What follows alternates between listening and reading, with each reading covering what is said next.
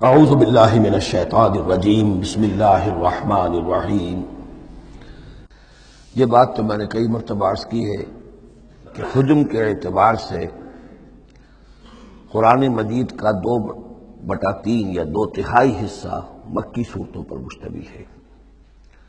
اور لگ بھگ 1/3 ہے کہ جو مدنیات پر مشتمل ہے۔ البتہ قرآن حکیم میں مکی اور مدنی صورتوں کے جو 7 گروپ ہیں، ان میں سے چونکہ پہلے گروپ کی مکی صورت سورہ فاتحہ ہے، حجم کے اعتبار سے بہت ہی چھوٹی، کل 7 آیات پر مشتمل،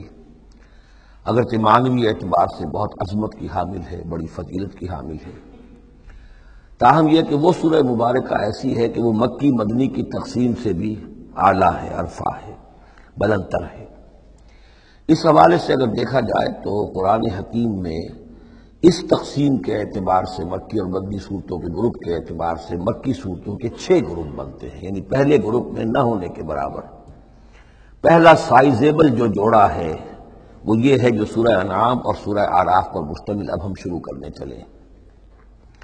بعض باتیں تو آپ جان لیجئے کہ مکی اور مدنی صورتوں کی مضامین میں جو بنیادی فرق ہے، سب سے پہلی بات یہ ہے کہ مکی صورتوں میں زیادہ تر گفتگو مشرکین عرب کے ساتھ ہے، اور مکی صورتوں کا جو اصل مضمون ہے وہ توحید ہے، توحید کا اثبات، شرک کی نفی۔ اس کے ساتھ جو دوسرے ایمانیات ہیں، ایمان بالآخرہ، ایمان بالرسالت، جو اس کے ساتھ لازمی جڑے ہوئے ہیں، تو اصل مضمون جو ہے مکی صورتوں کا وہ ایمانیات ہیں، اور اس میں زیادہ تر جو خطاب ہے وہ مشرکین عرب کی طرف ہے، جبکہ مدنی صورتوں میں زیادہ تر خطاب جو ہے یا تو مسلمانوں سے بحیثیت امت مسلمہ ہے۔ مکی صورتوں میں مسلمانوں سے خطاب براہ راست بہت کم ہے، بہت کم ہے، اور ہے بھی تو بالواسطہ ہے، یعنی حضور سے خطاب کیا جاتا ہے واحد کے صیغے میں،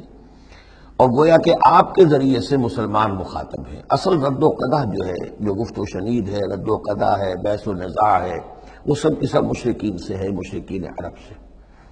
لیکن یہ کہ جو مدنی صورتیں میں براہ راست خطاب امت مسلمہ سے ہے،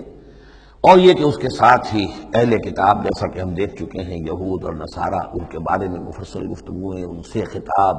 ملامت کے انداز میں بھی، دعوت کے انداز میں بھی، ترغیب کے انداز میں بھی، ترغیب کے انداز میں بھی۔ پھر یہ کہ مدنی صورتوں میں منافقین سے خطاب ہے، جبکہ پورے مکی قرآن میں نفاق کا ذکر شاید کسی ایک جگہ پر آپ کو مل جائے گا، وہ بھی بہت ہی سمجھیے غیر نمایاں طور پر، اس لیے کہ مکی دور میں یہ نفاق کا مرض موجود نہیں تھا۔ اہل مکہ بڑے سخت لوگ تھے، لیکن ان میں ایک بات موجود تھی، یعنی کردار کی یہ بات ان کے اندر اچھی تھی کہ جب مانتے تھے تو پوری طرح مانتے تھے، اور نہیں مانتے تھے تو پھر ان کی مخالفت بھی بہت شدید ہوتی تھی۔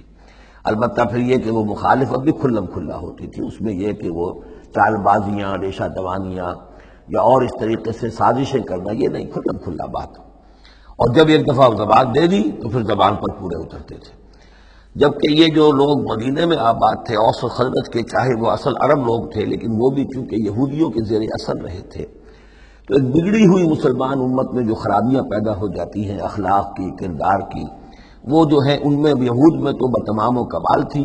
اور ان کے زیر اثر یہ کمزوریاں جو ہے کسی نہ کسی درجے میں اوس و خزرج کے لوگوں میں بھی موجود تھیں۔ مکی صورتوں کا دوسرا مضمون جو ہے، اور مدنی صورتوں کا اس کے تقابل میں، وہ یہ ہے کہ مکی صورتوں میں عام اخلاقیات کی بات ہوگی، سچ بولنے کی تاکید ہوگی، جھوٹ بولنے کی مذمت ہوگی، بخل کی مذمت ہوگی، سخاوت کی تعریف کی جائے گی،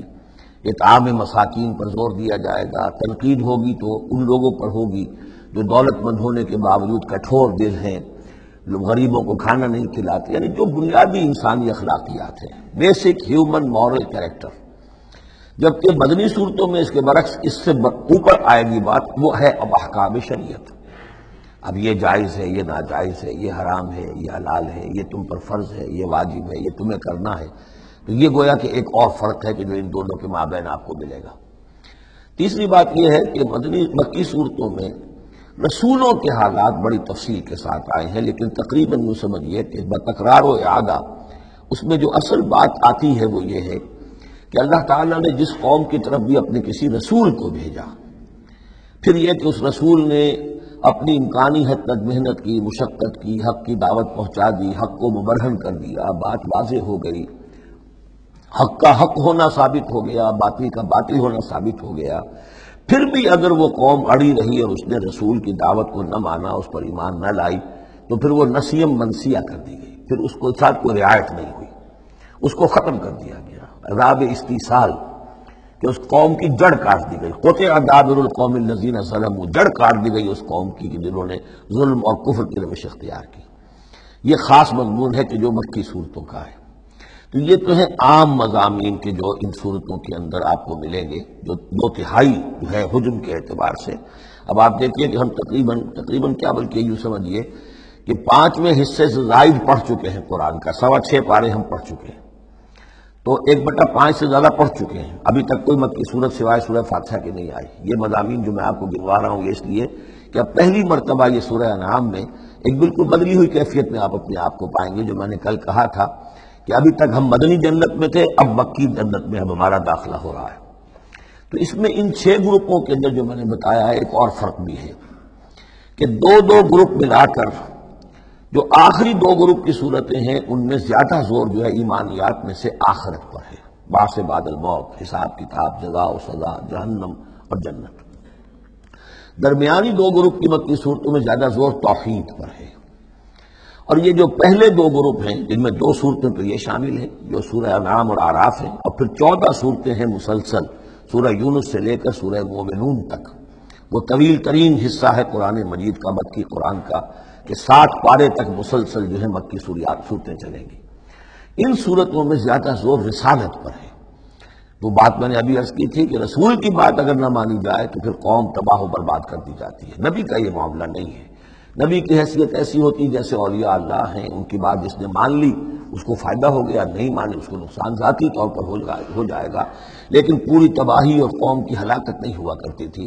عام اولیاء اللہ اور انبیاء میں فرق یہ ہے کہ عام اولیاء اللہ پر وحی نہیں آتی، انبیاء پر وحی آتی تھی، بس اس سے زیادہ فرق ان کے مقام اور مرتبے میں نہیں ہے۔